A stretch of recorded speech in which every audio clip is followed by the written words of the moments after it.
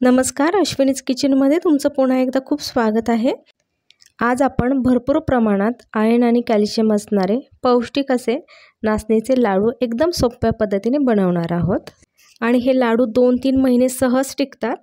तर चला आपण रेसिपीला सुरुवात करूयात। तर आता सर्वात आधी आपल्याला एका कढईमध्ये 3 ते 4 चमचे तूप टाकून घ्यायचं आहे आणि त्यानंतर त्यामध्ये 2 चमचे खायचा डिंक टाकायचा आहे। तर हा डिंक आपल्याला छानपैकी असा तळून घ्यायचा आहे। डिंक छान मीडियम फ्लेमवरती तळून घ्यायचा आहे। हा डिंक लगेच फुलतो आणि जेवढा फुलतो तेवढा तो क्रिस्पी कुरकुरीत असा बनतो। हा डिंक हाडांच्या दुखण्यासाठी खूप चांगला असतो, म्हणजे ज्यांना मणक्याचा कंबरदुखीचा त्रास आहे त्यांच्यासाठी खूप चांगला आहे। त्याच्यामुळे डिंक तुम्ही नक्की वापरा। आता डिंक सुद्धा तळून झाला आहे। आता त्याच तुपामध्ये आपल्याला एक 10 ते 12 अक्रोडचे तुकडे मी टाकलेले आहेत। अक्रोड तळून घ्यायचे आपल्याला।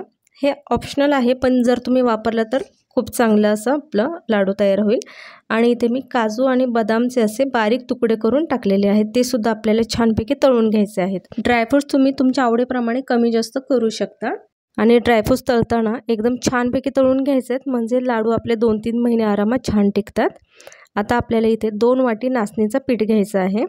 आता गॅसची फ्लेम आपल्याला लो करायची आहे आणि त्याच तुपामध्ये आपल्याला हे नाचणीचं पीठ असं छानपैकी भाजून घ्यायचे आणि जसं लागेल तसं आपल्याला थोडं थोडं तूप टाकून हे पीठ छान भाजून घ्यायचे।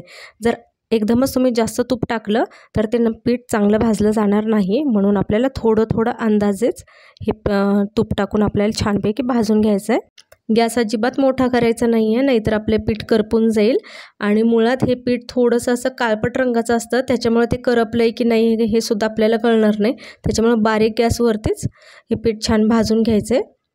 आता आपण जसं जसं पीठ भाजतोय तसं याचा कलरसुद्धा चेंज होतो आणि याला असं खमंग वास येतो, म्हणजे आपण जसं बेसनाचं पीठ भाजतो ना त्या पद्धतीचाच याला वास येतो आणि त्याच्यामुळं आपण ओळखायचं हे पीठ भाजत आलं आहे की नाही। फक्त पीठ करपणार नाही याची काळजी घ्यायची। शक्यतो हे पीठ भाजताना तुम्ही असं मोठ्या कढईचाच वापर करा, म्हणजे ह्याला असं छान खिळतं भाजता येतं आपल्याला। आणि आता लागेल तसं आपल्याला याच्यामध्ये थोडं थोडं तूप टाकायचं आहे आणि पुन्हा एकदा छान असं भाजून घ्यायचं आहे। हे सतत असं फिरवत राहावं लागतं, नाहीतर करपण्याची शक्यता असते। आता हे कढईपासून हे पीठ असं वेगळं झालं आहे, म्हणजे याचं असं तूप सुटू लागलं आहे, याचाच अर्थ आता हे पीठ आपल्या बऱ्यापैकी असं भाजत आलेलं आहे, म्हणजे हे चिटकून अजिबात बसत नाही आहे। त्याच्यामुळे हे पीठ छानपैकी असं भाजत आलेलं आहे, तरी आपण अजून थोडा वेळ ठेवूयात। आता मी यामध्ये एक छोटी वाटी मार्केटमध्ये मिळतो तो खोबऱ्याचा किस वापरलेला आहे। तुम्ही घरगुती जरी खोबऱ्याचा किस टाकला तरीसुद्धा चालू शकेल। आता तो सुद्धा आपल्याला याच्यामध्ये छानपैकी परतून घ्यायचा आहे। आता खोबऱ्याचा किस किंवा डेसिकेटेड कोकोनट तुम्ही कमी जास्त सुद्धा करू शकता।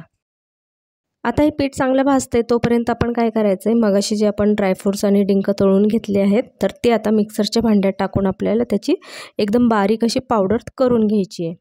आता मी इथे पावडर करणार नाही आहे, त्याला जास्त मी असं बारीक वाटणार आहे आणि त्याची पेस्ट बनवल्यासारखं करणार आहे। ह्याच्यात आपल्याला पाणी वगैरे अजिबात वापरायचं नाही आहे। आता हे तळलेलं असल्यामुळे हे आता तेलकट झालेलं आहे आणि आपल्याला बारीक का वाटायचं आहे, कारण याच्यामुळे लाडू बांधायला एकदम छान असं बाइंडिंग येतं, म्हणून मी याची अशी पावडर नाही ठेवली, एकदम बारीक असं वाटलेलं आहे।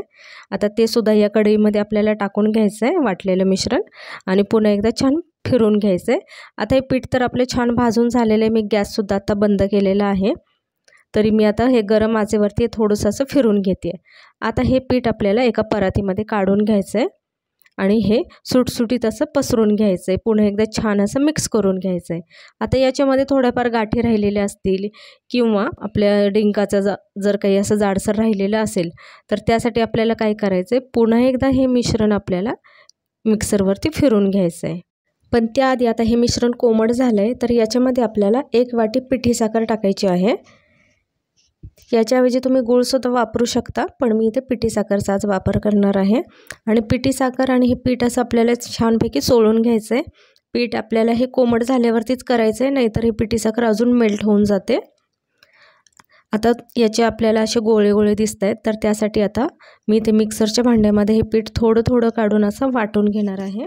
जर तुम्ही लहान मुलांसाठी आणि वयस्कर लोकांसाठी हे लाडू बनवत असाल तर त्यासाठी आधीच आपल्याला हे ड्रायफ्रूट्स वगैरे टाकून नंतरच मिक्सरमधून वाटून घ्यायचे, म्हणजे ड्रायफ्रूट्ससुद्धा एकदम बारीक होऊन जातात। किंवा हे सर्व मिश्रण मिक्सरमधून वाटून घेतल्यानंतर सुद्धा तुम्ही ड्रायफ्रूटचे तुकडे टाकू शकता। आता मिक्सरवरती हे आपण पीठ थोडं थोडं वाटून घेतलं, एकदम छान बारीक अशी फाईन पावडर तयार झालेली आहे। तर अशा पद्धतीने आता मी सर्व पीठ आपल्याला मिक्सरमधून थोडं थोडं फिरवून घ्यायचं आहे। रोजच्या जेवणामध्ये नाचणीचं काहीतरी आपण पदार्थ खाल्लेच पाहिजे। लहान मुले, वयस्कर मंडळी यांच्यासोबतच महिलांसाठी सुद्धा नाचणी खूप गुणकारी आहे। त्याच्यामुळे रोजच्या जेवणात तुम्ही नक्की नाचणीचं काही ना काही पदार्थ खा। यामध्ये आता आपल्याला छोटा चमचा इलायची पावडर टाकायची आहे आणि पुन्हा एकदा छान हाताने असं मिक्स करून घ्यायचं आहे। तुम्हाला जर वाटत असेल तर तुम्ही थोडीशी किंचित अशी जायफळ पावडरसुद्धा टाकू शकता। आता हे मिश्रण छान असं एकजीव करून घेतलं आहे आणि आता आपण इथे बघू शकतो ह्याचा लाडूसुद्धा लगेच वळला जातो आहे।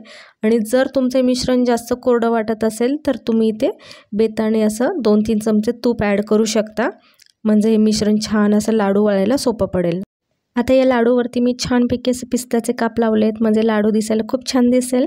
आणि आता मिश्रण थंड झाल्यावरती सुद्धा आपण हे गोल गरगरीत छान लाडू वळवू शकतो। एकदम मस्त असे लाडू तयार झालेले आहेत, खूपच छान। आणि हे अजिबात असे पघळत नाही आहेत, म्हणजे जर तुम्ही जास्त तूप वापरलं तर हे लाडू असे आपण गोल जरी बनवला तर तो लाडू लगेच खाली बसतो, म्हणजे वितळल्यासारखं होतो, तसं अजिबात होत नाही आहे। म्हणजे मी तर तूपसुद्धा जास्त वापरलं नाही आहे आणि छानपैकी असे लाडूसुद्धा मस्त बनवलेले आहेत। असं नसतं की जेव्हा आपण जास्त तूप वापरलं की लाडू छान बांधता येतात, तसं काही नाही आहे। पीठ फक्त छान भाजलं गेलं पाहिजे आणि कमी तुपातसुद्धा तुम्ही हे लाडू बनवू शकता। हा सुद्धा लाडू खूपच छान तयार झालेला आहे। जर आवडत असेल तर तुम्ही याच्यात काजू, बदाम, मनुके काही वापरू शकता आणि असे छान लाडू बनवू शकता। तर अशा पद्धतीने आज आपण एकदम सोप्या पद्धतीने नाचणीचे छान पौष्टिक असे लाडू तयार केलेले आहेत। आणि हे लाडू अजिबात कडक होत नाही, एकदम ठिसूळ असे हे लाडू होतात, एकदम छान गरगरीत। आता हे लाडू वळून झाल्यानंतर सुद्धा हे अजिबात बसलेले नाही आहेत, म्हणजे आपण तूपसुद्धा जास्त वापरलं नाही आहे आणि लगेच हे लाडू तुटतात सुद्धा। तर असे खुसखुशीत असे खमंग असे लाडू तुम्ही नक्की बनवून बघा। आता या लाडूचं तुम्ही बघू शकता हाताला अजिबात असं तूप लागत नाही आहे। नाचणी ही पचायला खूप हलकी असते आणि ह्याच्यामध्ये कॅल्शियमसुद्धा भरपूर प्रमाणात असतं आणि हे ज्यांना शुगर आहे तर त्यांनी तर हे लाडू आवर्जून खाल्लेच पाहिजेत। तर तुम्हाला आजची माझी नाचणीच्या लाडूची रेसिपी कशी वाटली मला कमेंट करून नक्की सांगा। तर भेटूया पुढच्या नवीन रेसिपींसोबत।